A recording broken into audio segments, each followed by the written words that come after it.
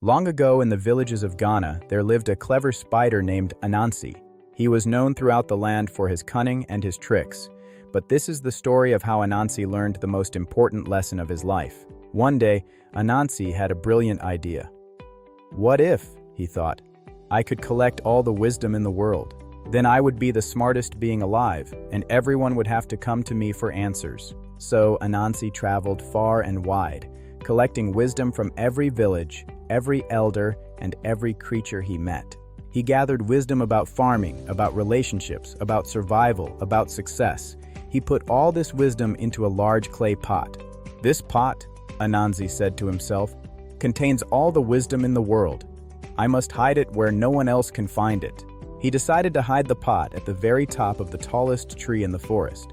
He tied a rope around the pot and slung it around his neck so it hung in front of him. Then he began to climb. But climbing was difficult. Every time Anansi tried to pull himself up, the pot would get in his way. He slipped, he struggled, he couldn't get a good grip on the tree. Again and again, he tried, but the pot kept blocking him. Anansi's young son was watching from below. Finally, the boy called out, "Father, why don't you tie the pot to your back? Then your arms will be free to climb." Anansi stopped. He looked down at his son. Then he looked at the pot of wisdom hanging in front of him. Slowly, a realization came over him. "Here I am," Anansi said, "holding all the wisdom in the world.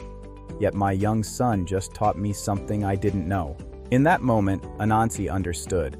Wisdom cannot be held by just one person. Knowledge is meant to be shared, not hoarded. In his frustration and his newfound understanding, Anansi threw the pot down from the tree. It shattered on the ground below, and all the wisdom scattered across the earth.